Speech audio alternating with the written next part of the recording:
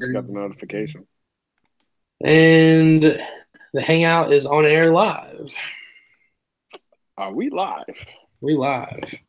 We are live. Oh, I see the little live button there. Yep. All right, we'll give folks a couple minutes if they're some night owls like us to join us. But obviously, doing something a little bit different tonight into Wednesday for our next Crimson and Blue Chips. I'm John Garcia Jr. That's producer Kev, and yeah, we're just trying to manipulate some technology to see just how interactive we can be with you guys. We've done YouTube. We're back on iTunes. It's a big deal for us. Please rate us and subscribe. You guys know about our YouTube content right now. Please subscribe there as well, or here if you're already watching. But we're just trying out some new things. We're just trying to see just how well we can reach out and be involved with you guys. And we wanted to base it around kind of a late night Q&A, if you will. This will be recorded, so if anybody who is unable to see this live will be able to see it whenever they want soon after. But we do have a lot of good Q&A, so we want to give folks a couple minutes that if they do want to jump in live late night on Tuesday into Wednesday, and we'd love to interact with you guys. So feel free to chime in with real time questions, and those will become priority for tonight. But obviously, we have plenty of questions via Twitter, Instagram. I believe there's a Gmail question as well. So we're going to give you guys a couple of minutes to chime in. We're going to check our tech and make sure we're good, especially after what happened 10 days ago. So, yeah. So just give us some time. Hey, producer Kev, what you been up to these last couple of days? Oh man, just with the back to school stuff and making sure the kids get off to school and everything. Really just That's a grown man sentence right there. I know, right? Um, Yeah. so yeah, that's really been it. Not not too exciting of a life. Yeah. So on the live feed that I'm looking at on the I've got computer. says I got 5 viewers, so Oh well, hello to if the you guys live. are in here, go ahead and send some send some chat. Yeah, we've got see on what I can view in the broadcast is just me. We want some producer Kevin here, so I'm wondering how exactly uh, we can make that happen, producer Kev. For to see Uh, me. I'm on my computer. I'm looking at the YouTube over here, the live Oh, okay. broadcast, and it is just yours truly. So I'm wondering how you can get it on screen as well. So Did again, that if change? Did that change it? it did not, Okay. so what we would like to try is to see if anybody could see, let us know what you guys see from your perspective. Because again, we're seeing just me right now. There's nothing wrong with that, but we'd rather get producer Kevin there as well. This will be kind of a two-man show for this evening. So again, if you guys could chime in with the comments or just tweet us or text us, what have you, that'll be kind of good to know. All right, actually, I think we do have some. Okay, we do have some chats. I'm technically dumb when it comes to technology, so apologize for that. All right, so I'm gonna jump in this chat for a minute and see if you guys can see both of us or just me. So we got. It says we got eight. It says I got 8 viewers down at the bottom here. Yeah, of course. The second comment says Tua is the best ever, so I definitely know it's a relevant Oh, and there's definitely. live broadcast. Ryan Burns is in there. See John, can't see Kev. Okay, Amir, appreciate that. Uh, okay, so I'm wondering how because Kevin's hosting this on Google, so that's pretty interesting as well. How about this? Let's see. Can you hear Kev? Kev, give the folks a sound check if you don't mind. Sound check. Anybody hear me?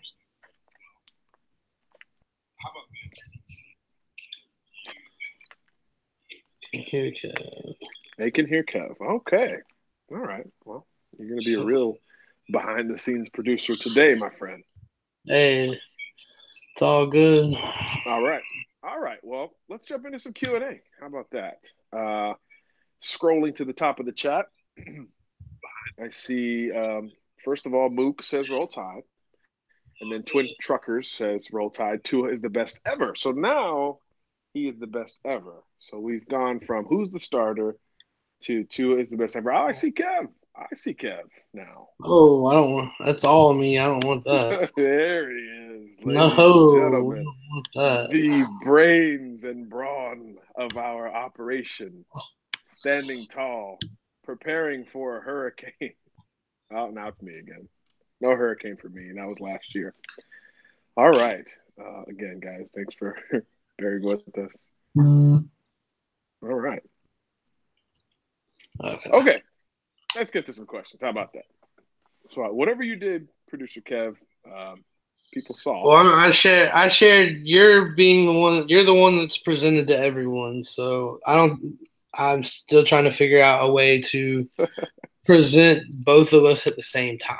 So Okay. One we're step gonna at a make time. we're gonna make you the presented to everyone. Okay. All right. I can handle it. I can handle it. All right. So, getting back to the comments, Mook says, "Who do you think is our next commitment?" That's a good question. I'd probably lean towards an underclassman. In terms of 2019 recruiting, the only guy who we know is making a decision very soon is Jamison Williams, the wide receiver, 4-star, who is down to Alabama and Ohio State. And it doesn't look good for Bama at this time. Now, I don't know where on the pecking order he sits compared to George Pickens, compared to Wandale Robinson. I would venture to say those two are 1 and 2 as far as I know, but we haven't had the updated look at the board, considering that several games have gone down at the high school level, and we all know how important that senior tape is for Nick Saban and company to break down and shift the recruiting board altogether. So, as far as we know, we think Pickens and Robinson are above Jamison Williams, but right now he looks like he is down to Alabama, Ohio State. I would give the edge to Ohio State. But, conversely, Wandale Robinson's a guy who the Buckeyes had on campus recently, and Bama's in it very much so with him. So maybe you wonder how much room the Buckeyes have at that wide receiver position. So if Williams goes to OSU, then Alabama could be boosted up a little bit with Wandale Robinson. But I think he's taking his time. We know Daxton Hill, the 5-star safety, is basically a guy who can pop at any moment. But he is going to take this official visit this weekend to Michigan first. And it is a perceived Bama-Michigan battle. So we'll see how that one plays out. I think Bama's on top right now. But obviously, an official visit to Ann Arbor, red carpet, blue carpet, whatever you want to call it, that will be presented to him. And I'm sure he'll have a great time. So we'll see how things look after that. For the record, Dax himself told 24/7 Sports over the weekend that he has a top 6 and no leaders, from within that group. But like we always say, we track what they do just as much as what they say, if not more. So the next commitment, I would imagine, would probably be an underclassman. Those guys are a little bit more wild on visits these days. So I could see Bama extending an offer to a kid and him pretty much jumping on it immediately, which means that it'll probably come at a home game, which would also mean that it's not going to be this week or this weekend as Bama hits the road for the first SEC game at the University of Mississippi. So let's scroll down a little bit more. Who is the can't miss kid left on Bama's board? This is coming from Jackie White. I think Dean. Big position of need. Let's let producer Kev get in here. I mean, inside backer, is that number one for you and where you sit? Yeah, right now I think it's definitely up there. As far as the ones that are left on the board, Nakobe's definitely a can't miss, or they definitely are trying to get him in the class. Besides that, I would say they're trying to I would imagine they're trying to at least add a tackle to the group. I know we're real guard and center heavy right now, so I think Evan Neal's is going to be a big one for them, and then Probably Evan Neal, Darnell Wright, whichever one of those two they can land, and definitely Nakobe's up there. Yeah, I think inside backer is a huge priority. Shane Lee's committed, so that's really good insurance to have for Alabama. But obviously, Nakobe Dean is in terms of uncommitted linebackers, he's really alone in this class. I think if you include all the guys, Owen Popo would be in this conversation. A couple of other guys in terms of versatility, able to play in this day and age. But even with Popo in there, I think Dean a little ahead of him physically. He's a little bit bigger, downhill, very similar, both good in space. Excuse me, both instinctive. So I think there's a real nice comparison between the two. And ironically enough, Popo's committed to Auburn, and maybe Dean will be committed to Alabama one day. So that comparison may rage on for a few years. But I think that's the position itself is there at inside linebacker. You've got two quarterbacks committed. You've got prospects committed really across the board. Strong O line, huge D line class already. You've got a couple of linebackers, edge rushers, defensive backs, wide receivers. You've got a running back committed. You've even got a kicker, for goodness sake. So I think positionally, it's got to be inside linebacker to pair with Shane Lee, who is more athletic than maybe we thought 6 months ago, but compared to the Nakobe Dean types, is in a bit of a different class.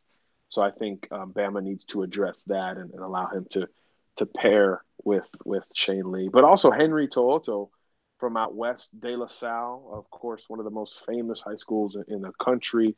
Brandon Huffman of 24/7 wrote about him today. I urge you guys to click that link, or he was, excuse me, included in a tweet about his Some Army bold All-American. statements about that kid. Yeah, yeah. I mean, Huff has covered the West Coast, for 20 plus years. And he says that Toto could very well be one of the top defenders to ever wear that De La Salle uniform. So that is huge. I mean, that is an indication of how good this kid is. So if Bama does miss out on a guy like Nakobe Dean, it's not Dean or bust. But I think positionally, that inside linebacker spot is critical for Alabama's class. And you never know. You never know how this current season is going to play out with inside backers. Playing worst case scenario, which is a game we like to play on this podcast. Let's say Mac Wilson blows up and has an amazing 2018. Let's say he's much better than maybe the first 2 weeks, and he goes pro. Dylan Moses could very well do the same thing next year.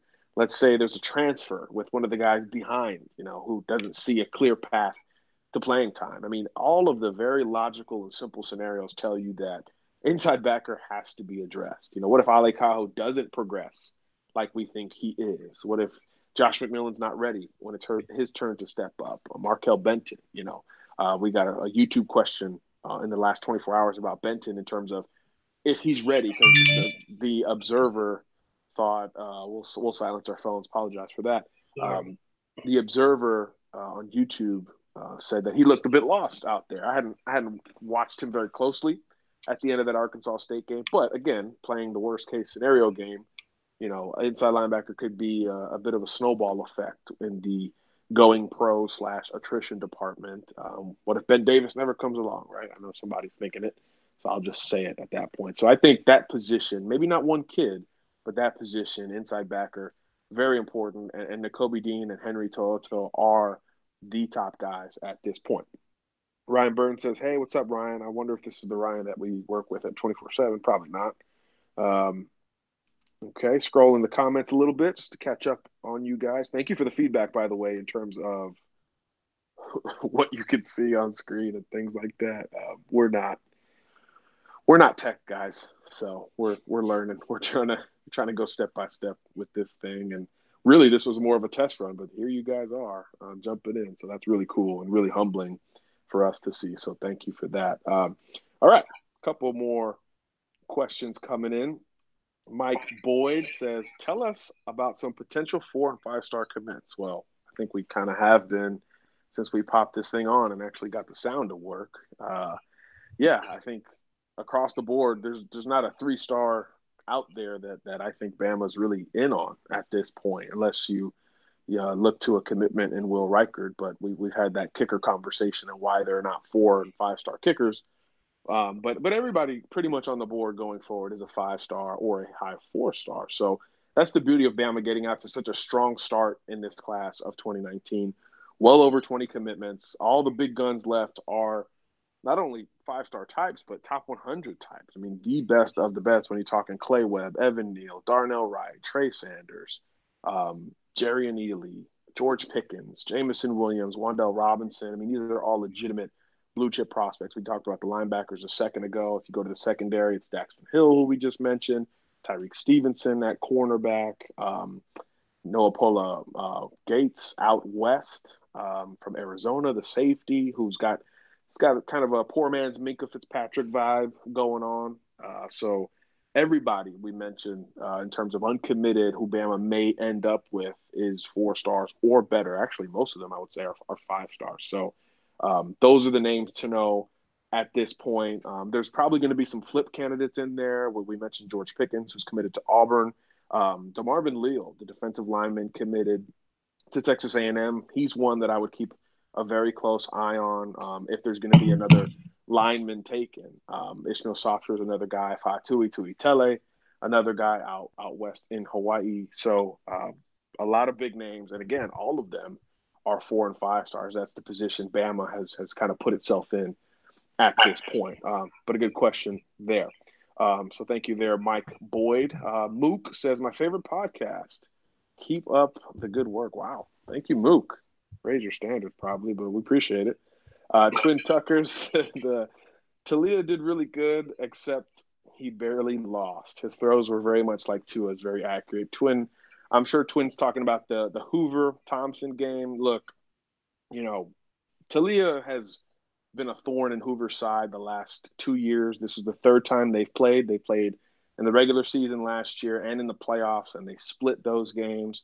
And this one, Hoover got out to a huge lead, but then you just knew that Thompson was going to rebound and make a run, make some noise, and they did. And that was on the arm of Talia, the right arm. Again, remember, he's a righty, a little shorter, right-handed, probably a little less athletic, but he's still young. He's growing into his body. He's reshaped his body a good bit over the last year, toning up a little bit. So he's headed in the right direction for sure. But yeah, there's no doubting his arm strength, quick trigger release, accurate, smart, knows when to take risks. Probably a little less risky than Tua at the same stage, and I think that comes with maturity, preparation. And playing against better competition. Like, no disrespect to football in the state of Hawaii, but obviously football in the state of Alabama, a little more consistently good, especially in that gauntlet, that region of death that Thompson is in. I mean, Thompson has to play Hoover and Hewitt Trustful in the same region. So it's crazy to think that one or two of those programs is going to go on the road for a playoff game and be an overwhelming favorite against somebody not named Hoover. So kind of crazy to think about all those teams in one region, but that's what it is right now. So that's what Talia and company have to deal with. So a lot of great competition, and he had his ups and downs. I think he threw one pick, but he charged, and that's what you want to see. You want to see a kid keep fighting, right? You don't want to see a kid to be great when things are rolling and not so much when they're not. You want to see him kind of scratch and claw. I think he showed grit more than anything in that loss to Hoover. Johnny Talks Sports chiming in here. You guys are fantastic. This is like I have to scroll down to get to the next one. That's really cool. Johnny Talk Sports says, do you feel like Saban has to make a decision on a starting quarterback soon, or can he still ride this two quarterback system out? Excuse me. I feel like by conference play, he's got to pick one and stick to it. Producer Kev, that one's all yours, buddy. Of course you stick me with. I'm done with the quarterback. Of course you stick me with the quarterbacks. We'll talk recruiting quarterbacks all day long, but these two, I mean, I don't know what else I could say.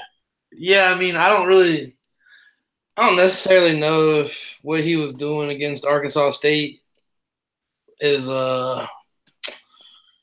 necessarily where he's headed in the rest of the season. Obviously, Arkansas State not a huge threat to Alabama. They were already up, by They're already up pretty decent. Um, when he went in, and so I think that I think Tua's gonna be the guy. I think he's definitely going to be the long term solution at quarterback, and um, I think the two quarterback system you'll see it chill out once you get into SEC play. Okay, but are you really not thinking that Bama's about to get out to a big lead against Louisville, or excuse me, against Ole Miss, just like it did against Louisville and Arkansas State? I mean, that defense is straight Swiss cheese, man. So, you know, is it not going to feel the same The land after shark. yeah, the land shark's like a dead shark on land. If Tua does what he does, and it's They're up. 17-0, let's say it's not all touchdown drives. 17-0. You don't think Jalen's coming in after that? I mean, I don't think so. Okay.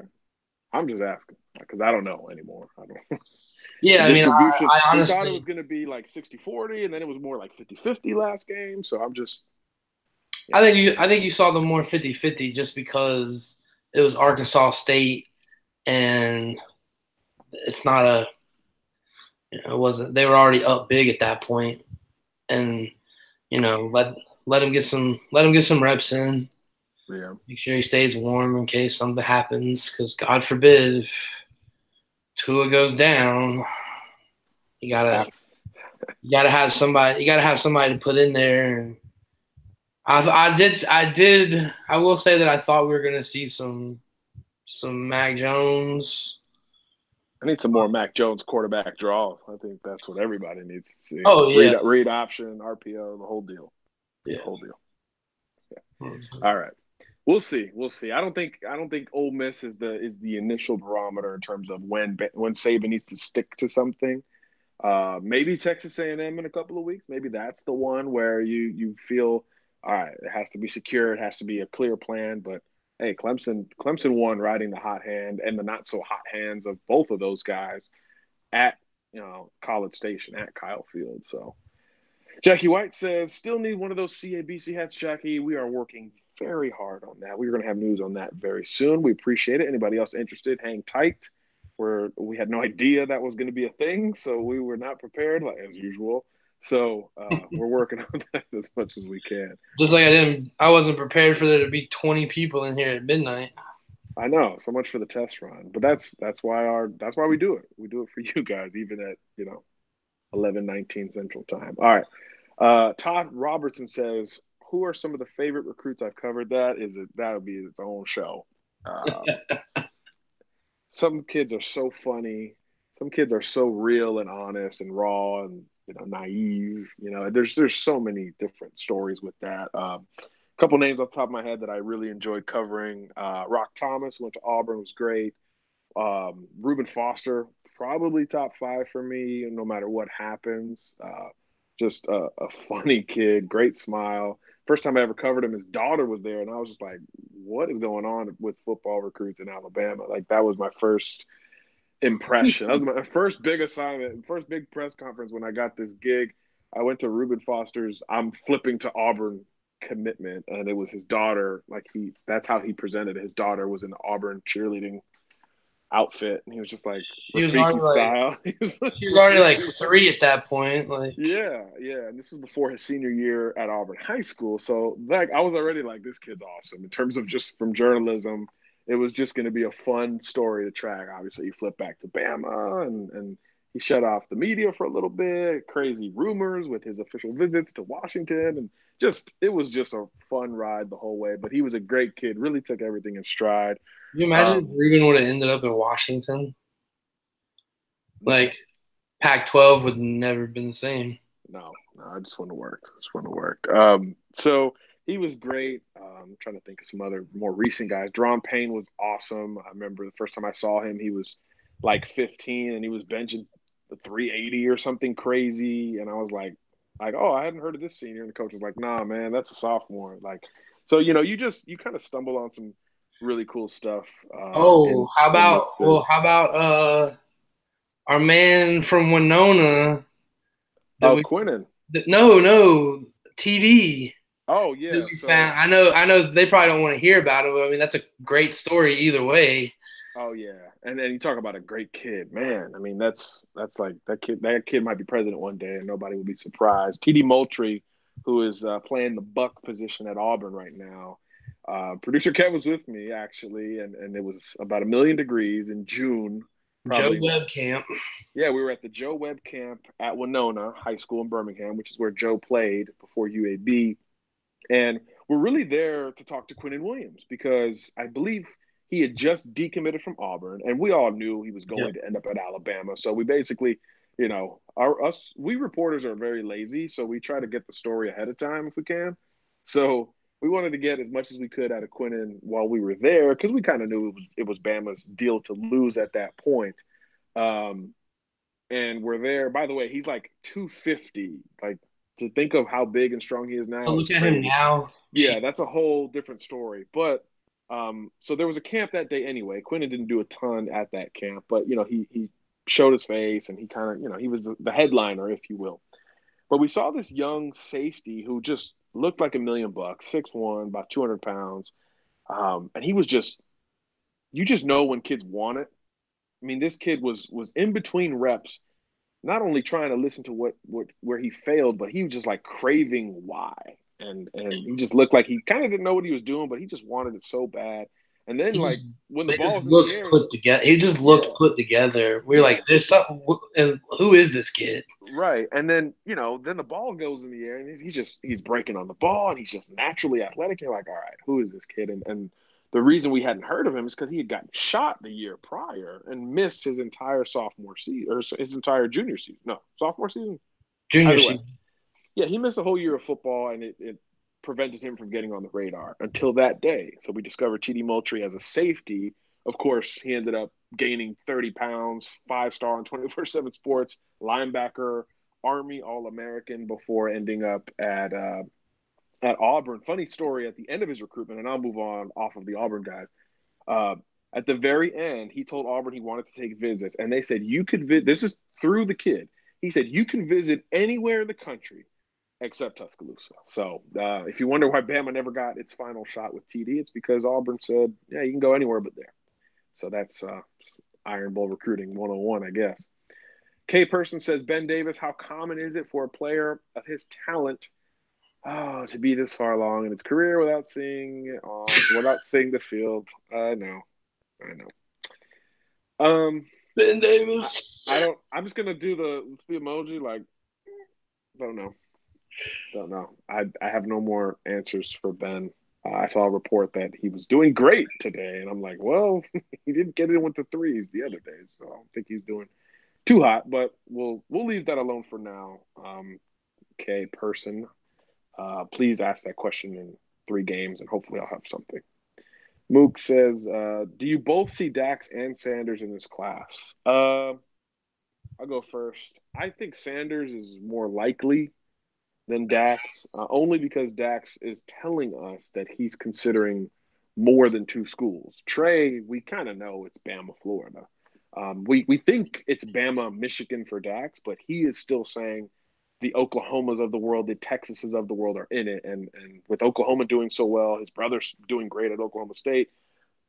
Him admitting those schools are still in it, I think, is a cause for concern, especially since he's pushed off his commitment so long. So I think Trey more likely than Dax Hill, but I could see both in the class. Kev, they're asking you as well, buddy. Yeah, I definitely think Trey ends up, but the Dax, I think with Michigan making a push and all the other, what just happened? Did we just cut out? Your video cut out. Oh, give me a second. And then with all the other, the big schools making a push for him, I think he's less like. There we go. I think he's less likely to end up in the class than Trey. Wait, so what was up when my video was out? Just the AVI from the email.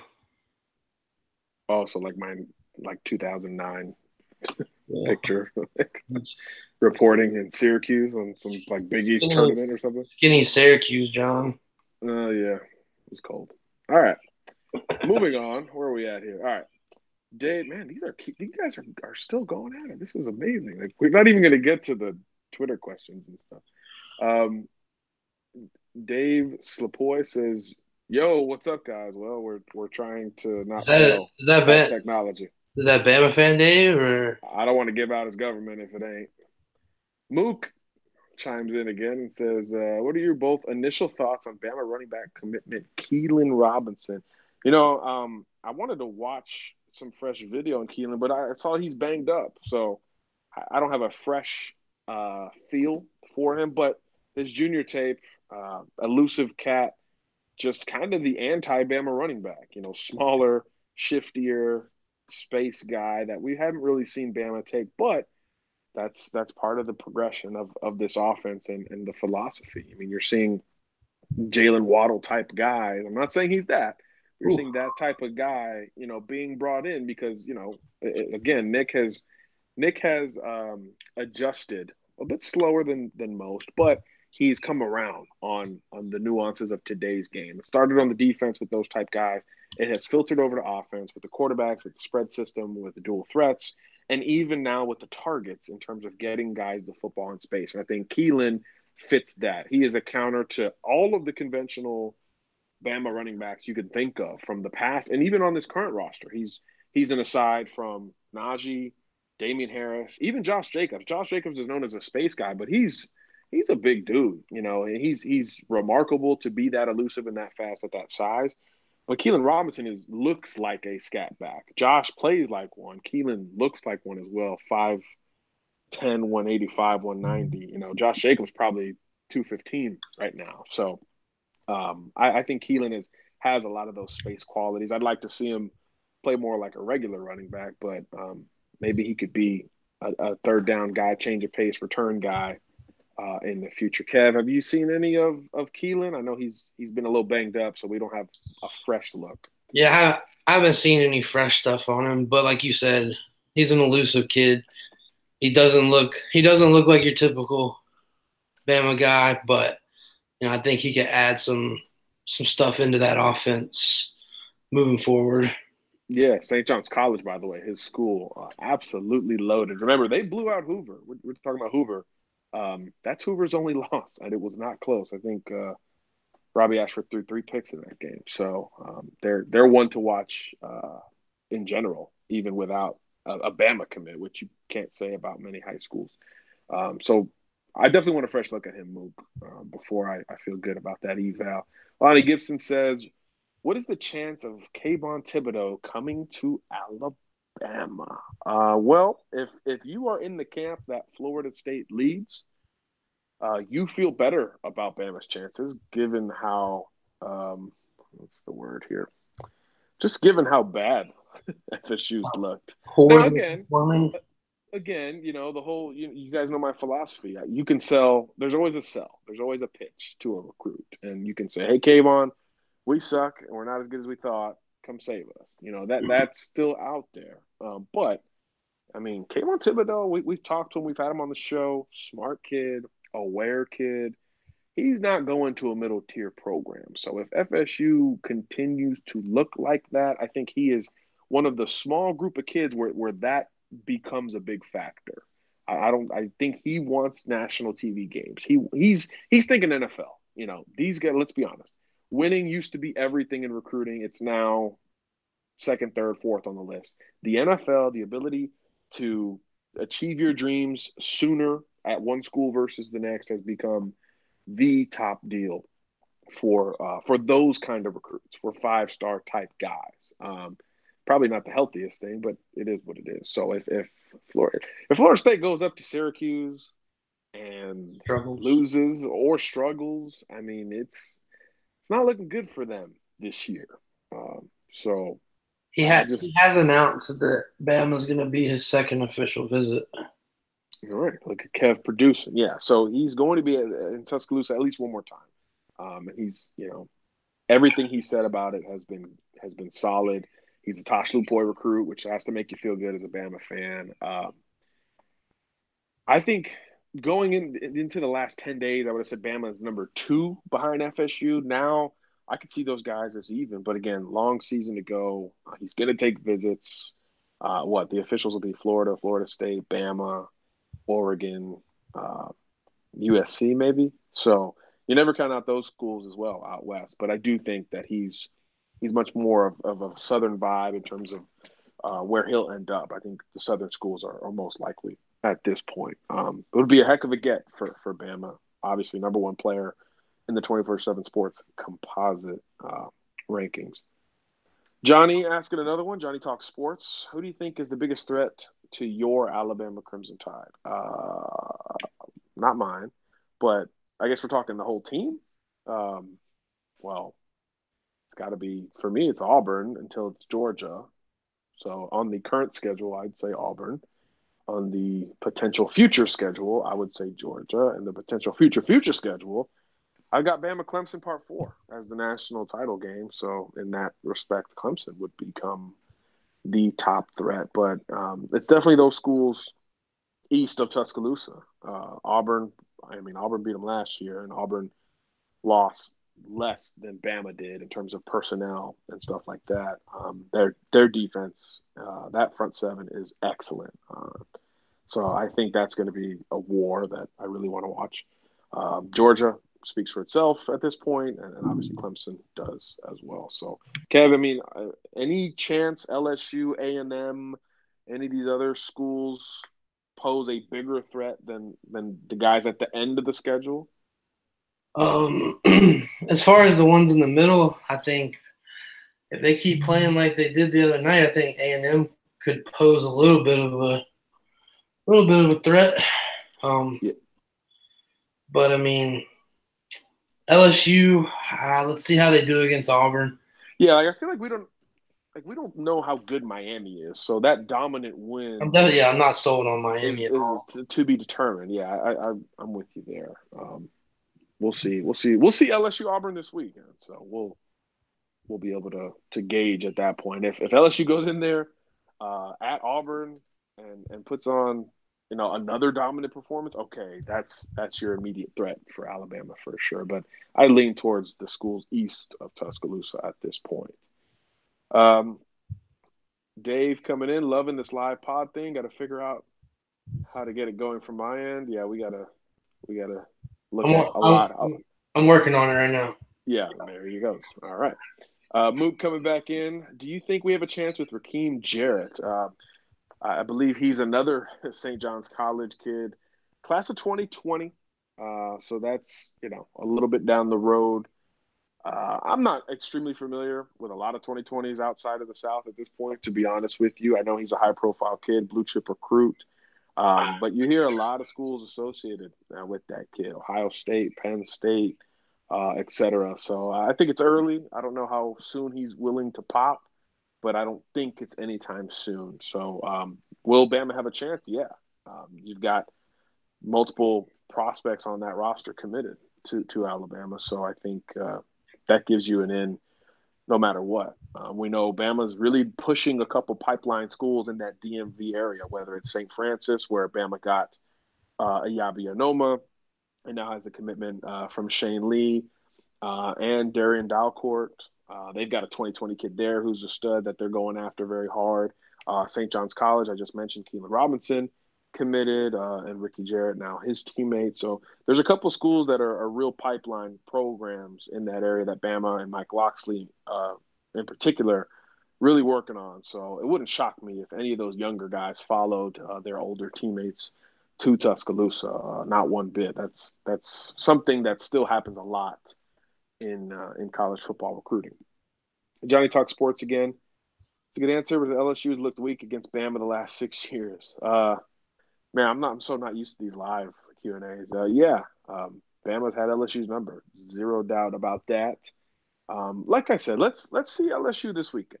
Let's reserve judgment until this weekend. I mean, do they have a quarterback? We don't even know that yet.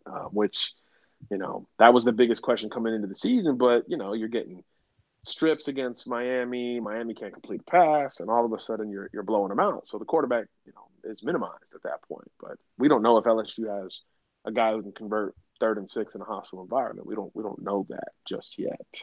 First year starter Joe Burrow commanding that Tiger offense. And then finally from Johnny Talk Sports, we'll probably wrap it up after this and try to learn from this game tape, our version. Um, just for the chat, did Saban ever apologize? Oh, my bad. I shouldn't read that, I guess. Um, Johnny, that answer is yes. Uh, Not a big a deal in either community, football or journalism, with the whole Saban thing. So, no big deal there. We'll save that for the chat. We'll hit you there. All is well on both sides of that spectrum. But we were going to hit some Twitter Q&A and things like that. But Hey, I we mean, we just got another. What are your predictions for Bama versus Ole Miss? Bama's going to win. Score wise, take the over. But I don't know. I could see Ole Miss getting some serious garbage time points in this one. I mean, that offense is legit. There's no doubt about it. Jordan Ta'amu, that quarterback. I mean, like Kirk said on the show Monday, how about two Hawaiian quarterbacks playing each other with Alabama at Ole Miss? Like, what a time to be alive. I know we got a lot of issues in this country, especially when it comes to culture and skin tone and all of that. But man, what a time when the Ole Miss Rebels will be led by a Hawaiian quarterback facing another Hawaiian quarterback who he knows very well uh, to kick off SEC football. I mean, that's phenomenal. But no, I see Bama really getting out to a strong lead. That Ole Miss defense is not very good. They've recruited well in Alabama, but a lot of those kids playing early have no business being on the field this early in SEC play. So Alabama should have success offensively. Defensively, I think they'll figure out Ole Miss early, but at some point, I just see Ole Miss getting a couple chunk plays and really turning a couple of heads and maybe hyping up that sideline, giving them some hope, some maybe false hope. So I could see it, I don't know, halftime 31-7, and then Ole Miss comes out of the gate with 10 unanswered, something like that, and then Bama runs away with it before the real garbage time sets in. So I think it's going to be a higher scoring affair. Bama, I mean, they scored 50 plus against better defenses, so I think they go 50 plus again. I think Ole Miss could get into the 20s before this one is said and done. But the lead and the game will be much more decided than that final score um, The will reveal. the Tide are a 21-point favorite. 21-point favorite. Oh, that's a 3 touchdowns in a conference game on the road. That's a tough bet. I would take the over, whatever the over is, probably like 85. I'd probably still take it. Um, but 21 on the road is tough. But if this is who Tua is, if this guy who's actually taking care of the football aside from a boneheaded early throw on Saturday where it was very simple cover two, cornerback sank, it was like just eighth grade stuff that he couldn't solve. Beyond that, I mean, really careful with the football, one or two risky passes each game, period. And that's not something I expected. So if that's who he is, with the weapons Alabama has at every single eligible position offensively, in terms of a ball carrier or a pass catcher, I just don't see how Ole Miss stays in the game. Although quarterback and wide receiver wise, this is the best group Bama's going to face all year, no matter who they play in the playoff. I think you can look at some of those great teams, and they're great at one or the other, but not both yet. Not yet. I think Georgia's great at quarterback, still working on wide receiver. Not great. They're good, not great. Auburn, really solid at quarterback, needs receivers to emerge. LSU, not good at either at this point. Those young receivers do look pretty good. Um, Clemson, a theoretical matchup down the road. We think they're great at quarterback. We don't know if they're great at wide receiver. Not yet. Not yet. T. Higgins had an unbelievable touchdown week one for Trevor Lawrence, but we don't know if that group is as strong. I thought if they were, it would have helped them pull away from Texas A&M a little bit, but they never did. They never did. So I think I think this group of just quarterback receivers, nothing else, is the best Bama will face. So I think that's going to present a unique challenge for the secondary that has been largely unchallenged through a couple of games. All right. I think that'll wrap us up. Producer Kev, find out a way to shut this baby down in a few seconds. But either way, guys, I cannot believe the turnout. It's almost midnight central. We wanted to test it out, and hey, we got a new video content piece for you guys. Please stay in the loop here on YouTube. And again, we are back on iTunes. Finally, producer Kev busted his you know what to get us back there. So please help him out and hit that subscribe button, or really just rate us. We want feedback. This is your show. I would never do a show for another fan base live like this, even on a test run. So I hope you guys feel that. But again, thanks for sticking up with us here late night. And yeah, we'll have more stuff later this week on CABC. Hashtag CABC. These hats are coming soon. And yeah, we'll see what happens the rest of the way. All right. You good, Kev? Yeah, man, I'm good. All right. God bless Garcia and producer Kev out. Deuces.